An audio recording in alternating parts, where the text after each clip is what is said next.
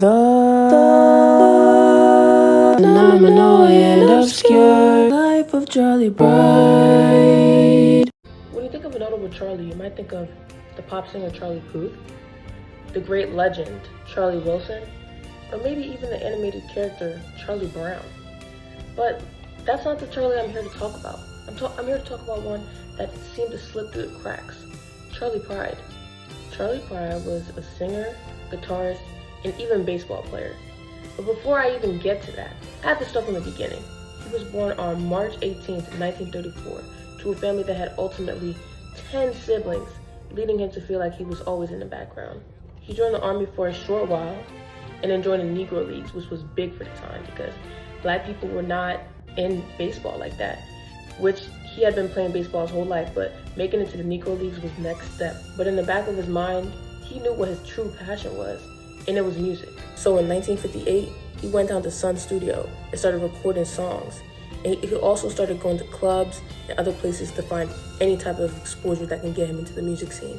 But then Chet Atkins at RCA Records heard one of Charlie's tapes and was like, this boy got it, and he signed him. Once people back then realized that his music was too good to stifle, they thought to themselves, him being Black, yes, it's very different for the time, but his music really did speak for itself. Charley had many accomplishments throughout his whole career. In 1967, he became the first Black performer to be put into the Grand Ole Opry. In 1971, Pride released what would become his biggest hit, Kiss an Angel Good Morning, a million-selling record. In that same year, he won the Country Music Association's Entertainer of the Year, which was very big, especially because he was a Black man. And on top of that, he was top male vocalist for the years 1971 and 1972. He also performed the national anthem at Super Bowl VIII. We are at like 50-something. Isn't that crazy? This was a huge accomplishment, huge. He was the first Black man to do this, first.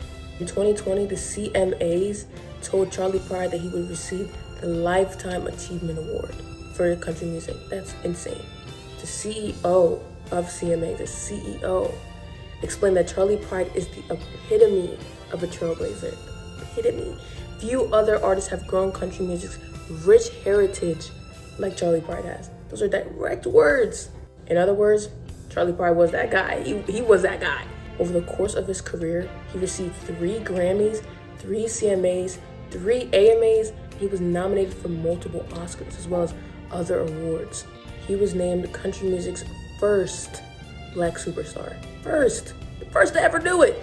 His legacy will always be to inspire Black artists to chase after their dreams and create a space for themselves that isn't always there.